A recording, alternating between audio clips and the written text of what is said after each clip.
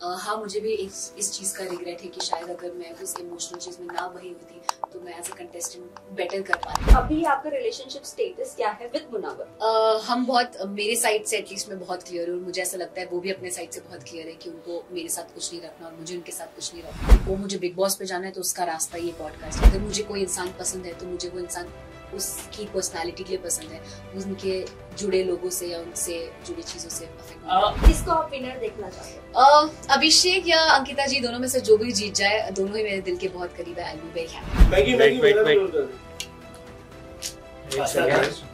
चल रोल कर दिया तेरे भी। सो आयशा, सबसे पहले तो ये जानना चाहेंगे, ऑडियंस जो लाइव ऑडियंस आई थी उनके थ्रू आप बाहर आई हो, क्या जो नॉमिनेटेड लोग थे उनमें से मुझे ऐसा उस वक्त लगा था कि शायद विकी भैया निकलेंगे on the basis of vote, but unfortunately मैं निकली।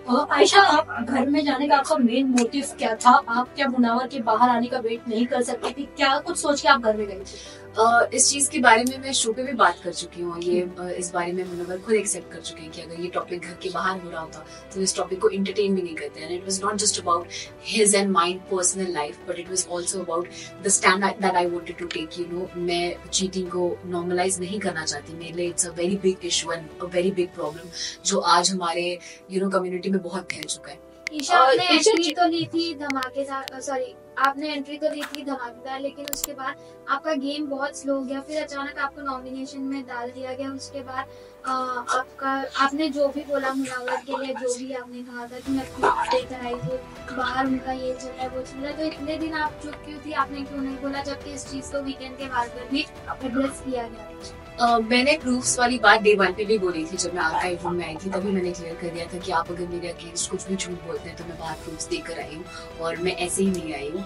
एंड रही बात कि मैं बहुत जोश से आई थी और फिर जो मेरा गेम डल होने की बात है, हाँ, मुझे भी इस चीज का रिग्रेट है कि शायद अगर मैं उस इमोशनल चीज में ना बही हुई थी तो मैं एज अ कंटेस्टेंट बेटर कर पाती। बट ठीक है, देर आए दुरुस्त आए। एंड रही बात, मैं नॉमिनेशन की वजह से मैंने चीजें नहीं बोली थी। जो रीजन यूज हुआ था नॉमिनेशन में, दैट इज व्हाट हर्टेड मी कि आप अगर मुझसे कह रहे हैं कि पर्सनल चीजों को असाइड रख के गेम पे फोकस करते हैं एंड आप ही गेम के लिए मुझे एक पर्सनल रीजन दे के नॉमिनेट करें।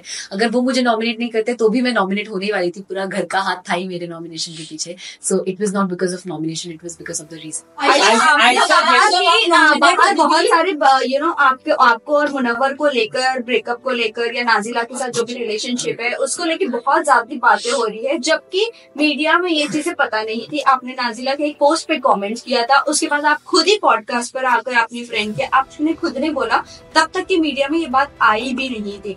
फिर आपने ये क्यों कहा कि बहुत सारी बातें हो रही है हमारे ब्रेकअप और रिलेशनशिप को लेकर?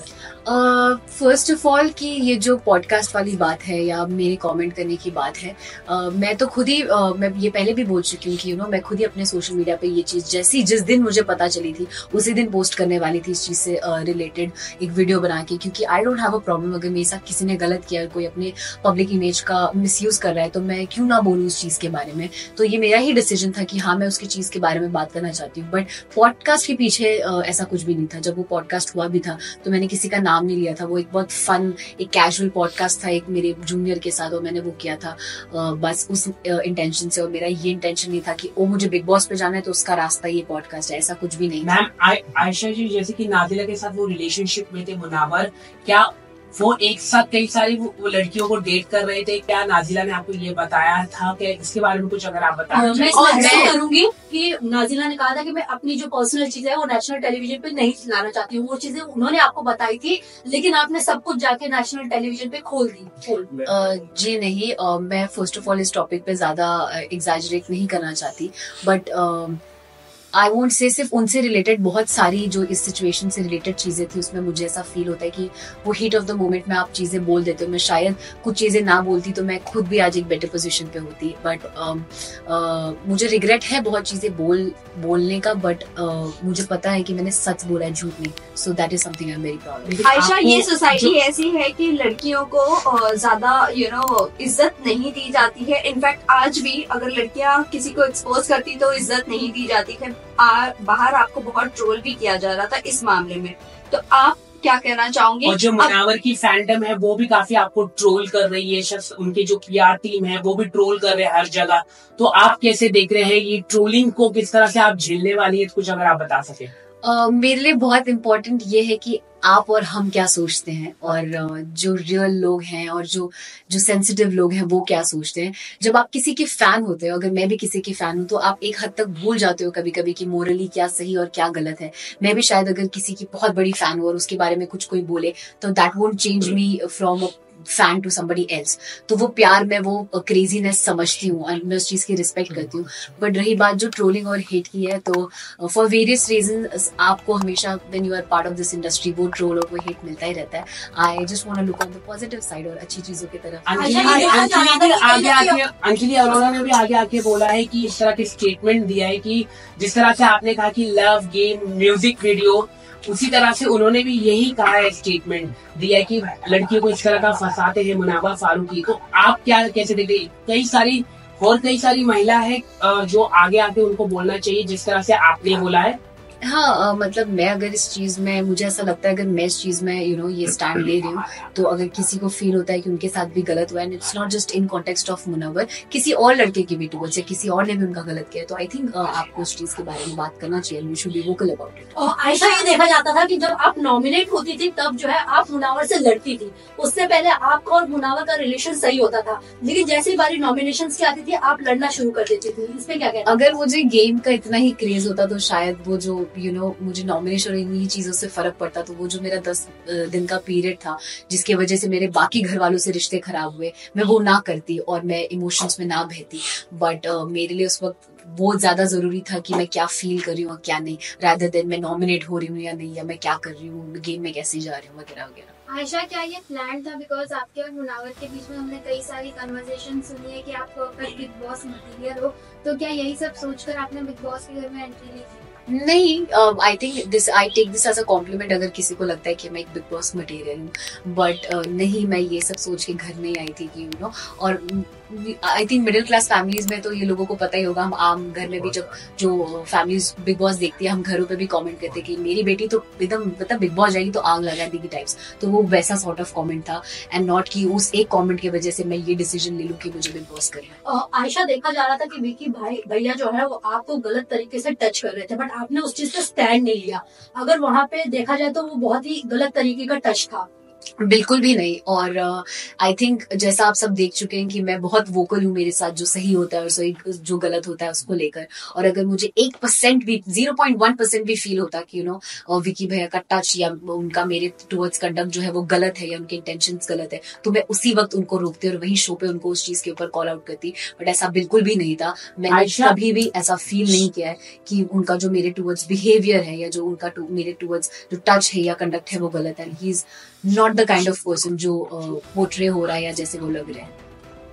आयशा, ये भी जानना चाहेंगे, आप जब घर में गई थी आपने कहा था कि आपकी मम्मी मनारा को बहुत ज्यादा पसंद करती है।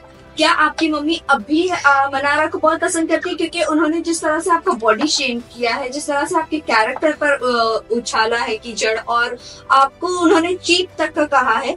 क्योंकि जब आप मनारा से बात करती थी और तुरंत सेकंड में आप जाकर अगर मुनव्वर से बात करती थी, उनको लगता था कि आप चीप हो।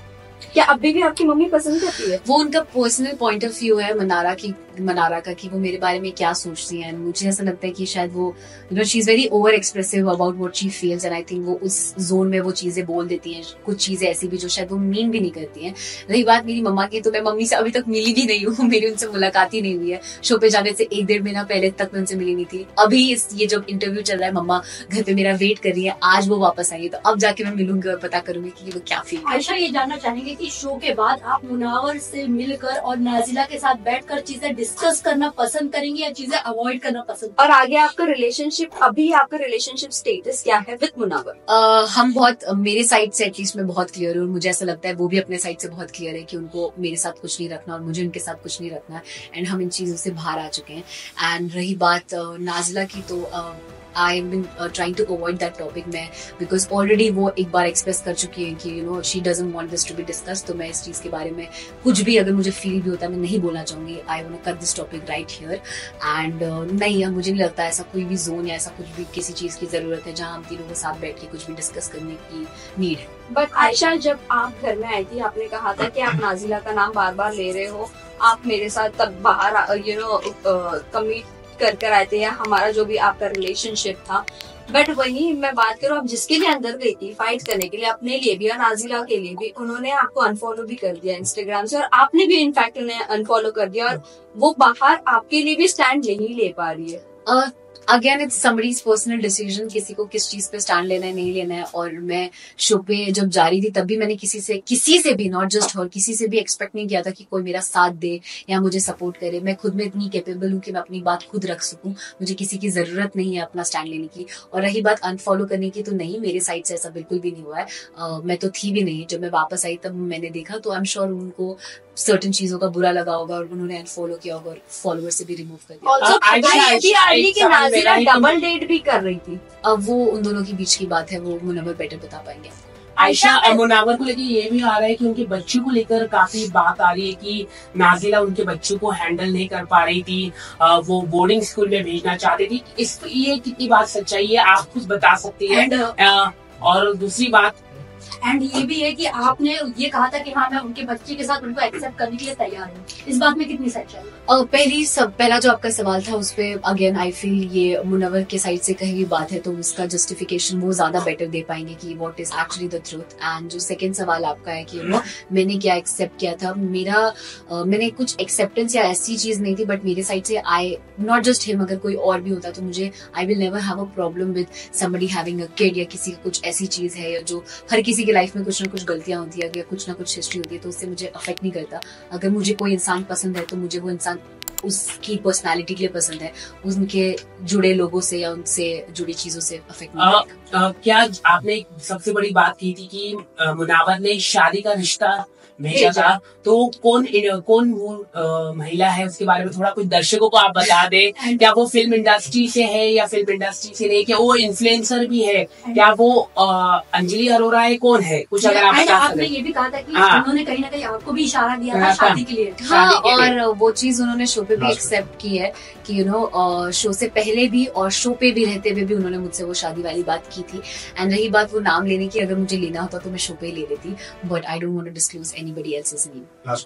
एक सवाल मैं ये भी पूछना चाहूंगा कि क्या मुनावा फारूकी जिस तरह से महिलाओं के साथ उनके इतने सारे रिलेशनशिप आ रहे, क्योंकि अंजलि ने भी इस तरह का कहा कि कई सारी महिलाएं, तो डू यू थिंक ये एक अच्छा मैसेज जाएगा देश में कि अगर वो बिग बॉस की ट्रॉफी जीत पाते हैं या नहीं? आपको क्या लगता है एज ए विमेन, आप क्या सोचते हैं? क्योंकि जब आप बाहर निकले तो वो काफी रिलैक्स फील हो गए और उनकी गेम भी अभी दिखने लग गई है, तो आप क्या कहना चाहेंगे इसको लेके? डेफिनेटली मैं उन्हें एज अ विनर नहीं देखती हूँ। आई फील वो एक रियलिटी शो है, रियलिटी का शो का मतलब ये होता है कि आपकी पर्सनालिटी कितनी रियल है और आप कितने रियल आते हैं वो पता चले। एंड आप सब देख चुके हैं कि कैसे उन्होंने चीजों पे फ्लिप ही किया है पूरे शो में। सो आई बिलीव कि वो अपनी चीजों को सीखें और समझें जो भी चीजें हुई है उससे, but I don't see him as a winner. And yes, I also feel कि अगर he becomes a winner it won't be a very good message to this. Ayesha, torture task के बाद आप लोगों ने, आपने, ईशा ने, अंकिता, ये सब लोगों ने मनारा को बहुत कुछ बोला, और जिस पर वो डांस बार वाली बात हुई थी तब मनारा ने उनके फेवर में ये कहा कि हाँ वो डांस करके एटलीस्ट पैसे तो कमा लेती। आपने जो उसके बाद जो कमेंट किया, कि आपको लगता है वो कमेंट सही था आपका? एंड टॉप वाला चीज जो दिखाना वो सही था? ओके, दोनों चीज मैं आपको क्लियर कर देती हूँ। पहला, मैंने, आप जैसा कह रहे हैं कि मैं, ईशा और अंकिता जी ने उसको बोला, तो अगर आप वो पूरी वीडियो देखेंगे तो मैंने कोई कमेंट मनारा पे नहीं किया था। कुछ बातें मैंने सुनी थी और ये डांसर वाली बात तो मैंने उस वक्त सुनी भी नहीं थी, क्योंकि दोनों तरफ से इतना, आप जब वहां रहेंगे तो आपको पता चलेगा कि शोर होता है कि आधी बातें समझ में भी नहीं आती है। बट मैंने वो गारमेंट वाली बात सुनी थी एंड एक दो चीजें सुनी थी जिसपे मैंने रात में ईशा को, जब हम सो रहे थे तब मैंने उसको बोला भी था कि वो आपने एपिसोड में नहीं देखा होगा, बट अगर आप लाइव फीड चेक करेंगे तो आप देख सकते हैं, जहां मैंने ईशा को बोला था कि आप ऐसी बात प्लीज मत करिए, it's not good for you also and do not speak about this things. जहां वो शर्ट वाली बात है, वहां पे एक और बार मनारा को ही बोला जा रहा था कि जब वो मुनव्वर को वो मसालों के लिए प्रोटेक्ट कर रही थी तो वो उनके पास बैठी हुई थी, तो सब उनको चीप बोल रहे थे या वगैरह चीजें बोल रहे थे। तब भी मैंने बोला था कि आप ऐसे प्लीज किसी को, लड़की को चीप मत बोलिए, she is just protecting him as a teammate. So वहां पे भी मैंने स्टैंड लिया था। एंड रही बात शर्ट वाली, तो वहां पे आई डोंट नो इफ आपने देखा या नहीं देखा, या वो ओवरलैप में चला गया। She was commenting on me कि मैं बहुत गंदा स्मेल करती हूँ एंड मैं चीप परफ्यूम यूज करती हूँ and something like that. And on various occasions she has made me feel, you know, आप like I'm classless या I don't belong to the place जहाँ से ये लोग belong करते हैं and stuff। तो उस मोमेंट पे मैंने बोला कि फिर आप ये लीजिए, स्मेल कर लीजिए मुझे, जब वो बोल रही थी you know you smell bad। So it was in that sense and nothing else।